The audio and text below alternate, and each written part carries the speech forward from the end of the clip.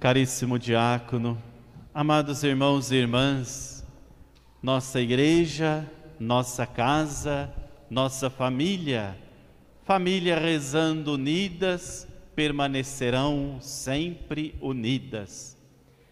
As dores de Maria, as dores do mundo, os sofrimentos de Jesus, causados pelo pecado, pela maldade, pela não aceitação do amor de Deus. Quando nós falamos não ao amor, nós sofremos. Quando nós falamos não a Deus, não somente nós sofremos, mas muitas pessoas sofrem ao nosso redor. Não podemos pensar que o pecado não tenha uma consequência também social, também relacional. Às vezes, para justificar as nossas condutas, escolhas, nós dizemos assim: eu resolvo com Deus, eu não estou prejudicando ninguém. Não existe pecado que prejudique só a si mesmo. Toda a ausência do amor de Deus traz consequências para a vida pessoal, mas traz consequências também para a vida social.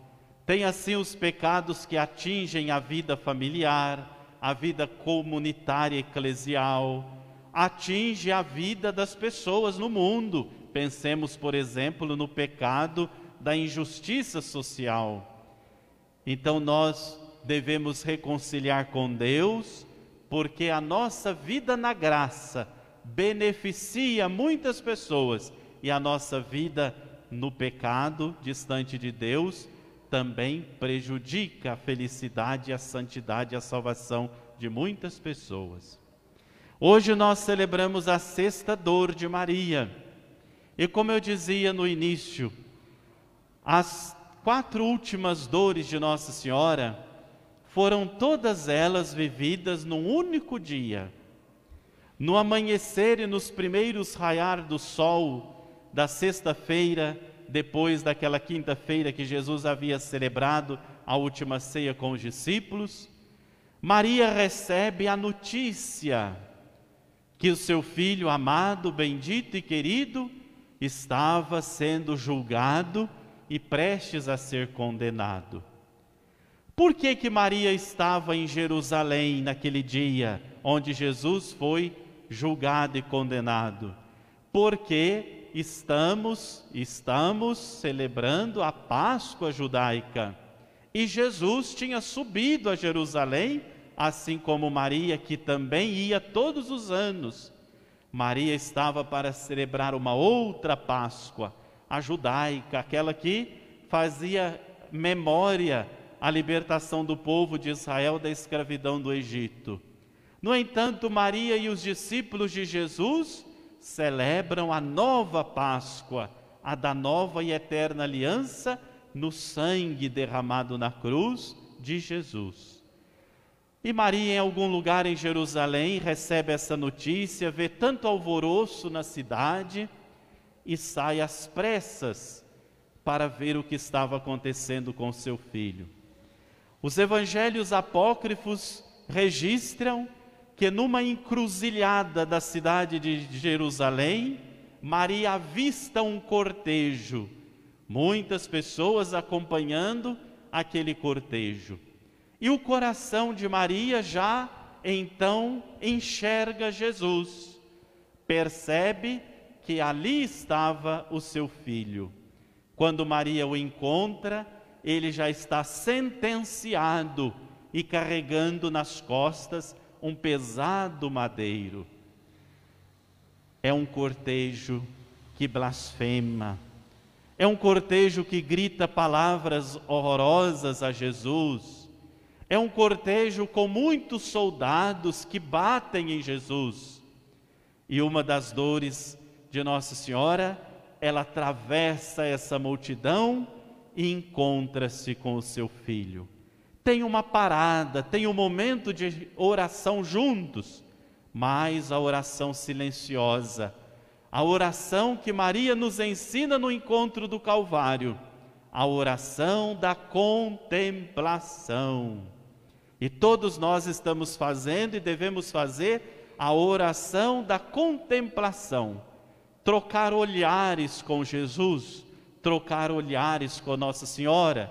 Para isso nos ajuda as imagens sagradas, para isso nos ajuda a obra de arte da igreja, as obras sacras, para que você possa, olhando, encher-se de compaixão e compreender melhor.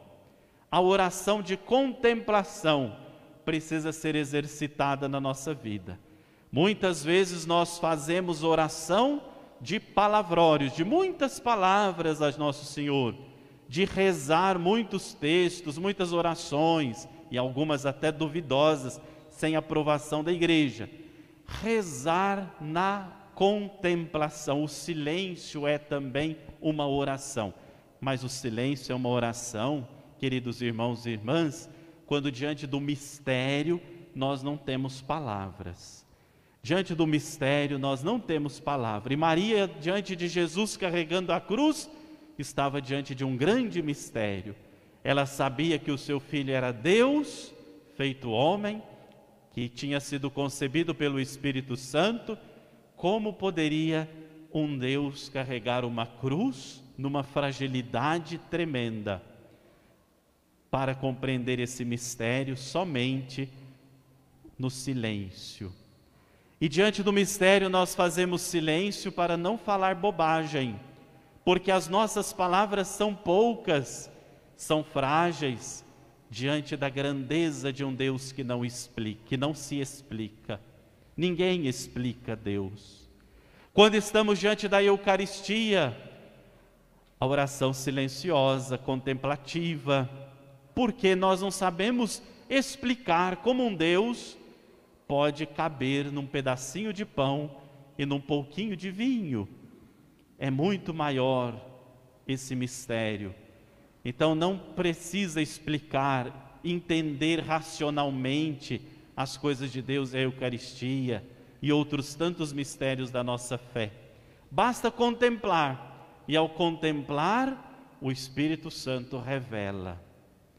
Maria, depois que encontra Jesus naquela encruzilhada de Jerusalém, ela segue o Cristo, ela toma a cruz e vai depois de Jesus. Maria não passa na frente de Nosso Senhor, Maria vai atrás. Maria não atropela Deus. Maria nunca quis e nem quer no céu ser mais do que Deus. E também Maria não ensinaria para nós esse caminho que é errado, porque a mãe não ensina nada errado para o filho. Maria nos ensina que para ser discípulo de Nosso Senhor é preciso ir atrás dele. Ele é perfeito, ele não erra o caminho, ele tem a estrada certa, ele indica para nós o caminho do céu. Seguir outras realidades que não seja Cristo é perdição e é perda de tempo. Não nos leva a lugar nenhum. Seguir outras realidades, filosofias de vida por aí afora, é correr atrás do vento. E quem corre atrás do vento fica com as mãos vazias. Maria corre atrás de Jesus, porque Jesus sim é o caminho, é a verdade, é a vida.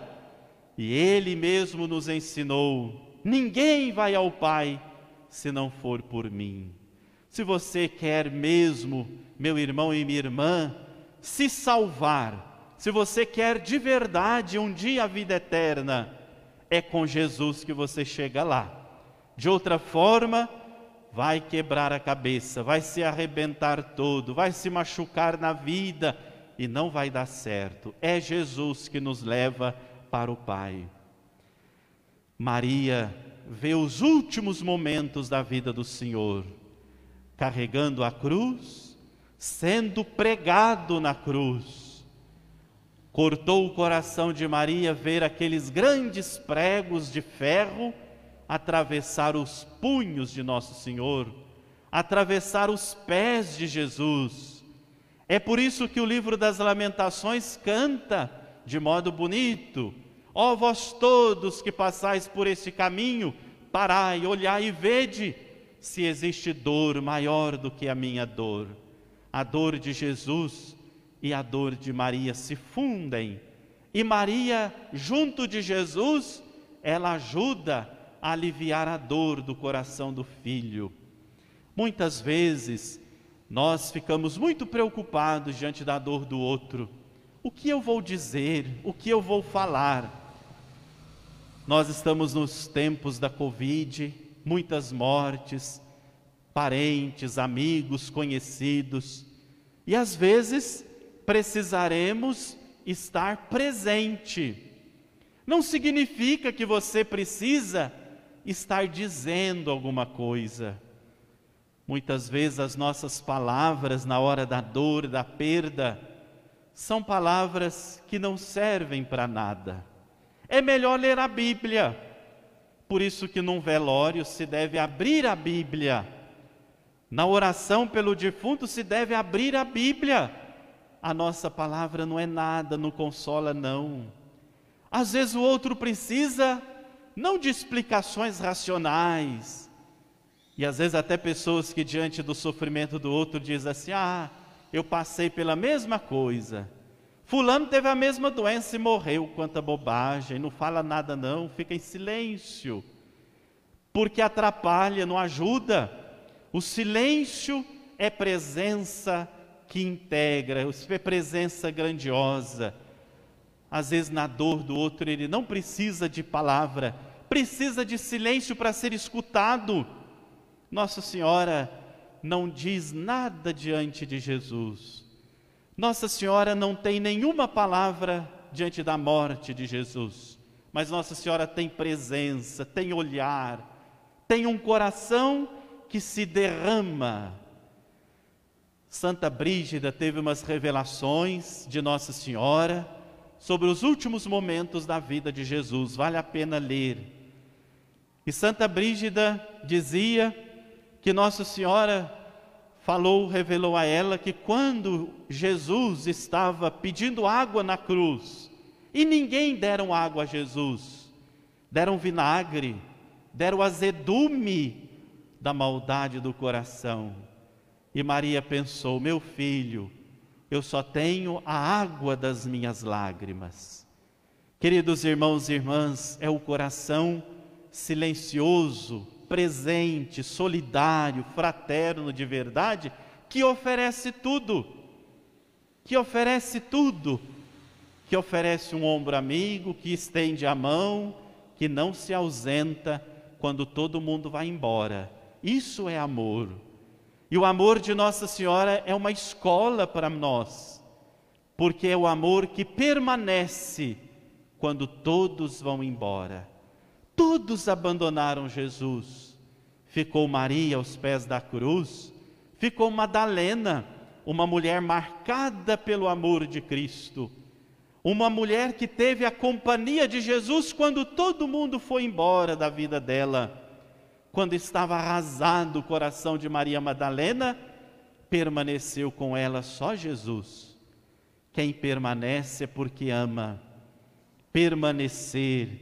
E Jesus falou disso: permaneça em mim e eu permanecerei em vós. Depois Maria vê o seu filho entregar nas mãos do Pai o seu espírito. Jesus também tinha falado assim: olha, ninguém tira a minha vida, eu dou na hora que for a indicada pelo Pai do céu. E veja hoje no Evangelho, queriam apedrejar Nosso Senhor, queriam prendê-lo, e Jesus passou no meio deles e seguiu o seu caminho. Não era a hora de Jesus. Maria vê a chegar a hora de Jesus. Maria contempla muitas horas da vida de Jesus que chegaram. O nascimento, o primeiro milagre em Canaã da Galileia e a cruz. As horas da salvação, queridos irmãos. Maria olha para a cruz e vê o seu filho morto. Era a véspera do sábado, do dia solene da Páscoa, razão pela qual estavam em Jerusalém os discípulos, Maria e tantas outras pessoas. O sábado era o dia santo para os judeus, ainda mais o sábado da Páscoa anual, celebrada por eles. Maria está preocupada. Mãe preocupa até nessas horas. O corpo do seu filho não podia ficar pendurado na cruz. Se passasse das 6 horas daquela sexta-feira, não poderiam mais realizar os trabalhos de descer e sepultar o corpo de Jesus. Teria que esperar o domingo, passar o sábado, e poderia ser muito difícil e doloroso Maria passar o sábado com o corpo do seu filho pendurado na cruz. O que poderia fazer com o corpo morto de Jesus? Quantas blasfêmias, ofensas. Maria se preocupa com o sagrado. Também nós precisamos aprender de Nossa Senhora a nos preocupar com o sagrado. Não pode blasfemar o sagrado. A Eucaristia, sobretudo, valorizar, respeitar, adorar Jesus Eucarístico, o modo de celebrar a Santa Missa, o decoro da liturgia, o zelo pelas coisas do Senhor. Maria nos ensina isto. E Maria vai pedir a 2 pessoas que não eram seguidores de Jesus. Nicodemos, em alguns momentos, foram até encontrar Jesus à noite. Maria foi pedir a José de Arimateia e a Nicodemos. Na verdade, precisava de alguém influente para conseguir a autorização de Pilatos. Quem mais poderia ter entrada no palácio de Pilatos, senão José de Arimateia, que era muito bem quisto entre os sumos sacerdotes? Maria tem a ajuda de 2 pessoas que não eram seguidores do seu filho. Que coisa bonita! Às vezes, na minha e na sua vida, a ajuda que você precisa não virá de quem você conhece e tampouco de quem você ajudou. Às vezes virá na sua vida para te ajudar nas horas mais dolorosas. Não é o seu irmão, não é a sua irmã, não é o seu sobrinho, mas é um estranho. É assim que Deus age, Deus nos surpreende, para dizer: olha, nunca se canse de fazer o bem, porque o bem vai retornar a você quando você menos esperar. O bem na vida de Maria retornou através de José de Arimateia e Nicodemos. Eles foram pedir a Jesus o corpo, eles foram pedir o corpo de Jesus a Pilatos. Santo Anselmo, santo monge da igreja, diz assim, que Pilatos concedeu porque eles pediram em nome de Maria. Eles falaram a Pilatos: veja a dor desta mãe, só ela e ele. Maria era sozinha com seu filho nesse momento. E diz Santo Anselmo, Pilatos concedeu tão rapidamente o corpo de Jesus, porque eles falaram das lágrimas do coração de Nossa Senhora. As lágrimas de Maria tocou o coração duro de Pilatos, e Pilatos então concedeu que descesse o corpo de Jesus da cruz. Tudo que você pedir a Deus em nome de Maria, você receberá. As lágrimas, as dores, os méritos de Maria trazem para nós vida, proteção e as graças e os milagres de Deus. Deus não resiste a um pedido de Nossa Senhora, e nem poderia. Maria sofreu muito e Maria viveu só para o seu Deus, como canta o Padre Zezinho. Descer o corpo de Jesus da cruz, e nesta hora nós podemos imaginar Maria ajudando. Maria não ficou de braços cruzados, não.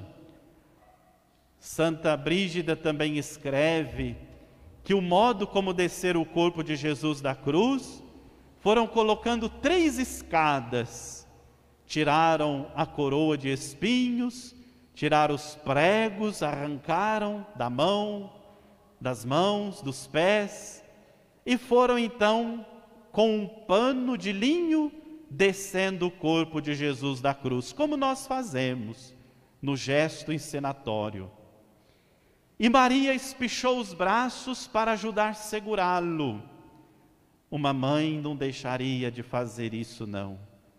Podemos imaginar a cena de Nossa Senhora estendendo seus braços para ajudar, dar uma mão para descer o corpo de Jesus da cruz. Que gesto bonito! Maria ainda estende as mãos, os braços, para ajudar muitas pessoas a vencer os sofrimentos, as dificuldades, as provações da vida. E Maria colocou aquele corpo dilacerado nos seus braços. Os ossos de Jesus até apareciam em algumas partes do seu corpo, tão grande tinha sido a violência que fizeram com Nosso Senhor.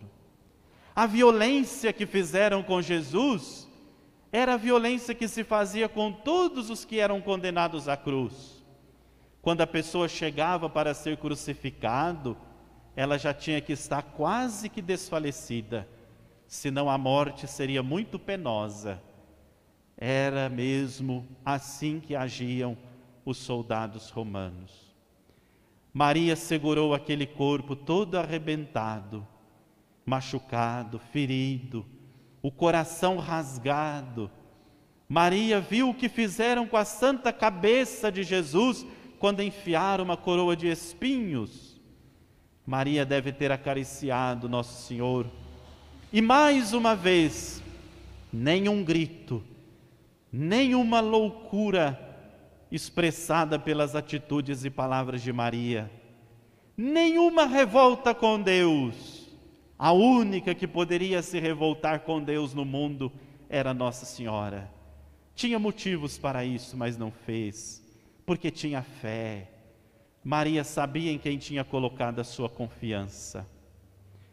Também Nossa Senhora revela a Santa Brígida que ela fechou os olhos de Jesus ainda entreabertos e que ela fechou a boca de Jesus ainda aberta depois de morto. Mas diz Nossa Senhora a Santa Brígida, os braços de Jesus eu não consegui fechá-los todos, totalmente. E assim Maria segurou o corpo de Jesus por alguns instantes. Queria a mãe Maria estar velando mais tempo Jesus, mas não podia.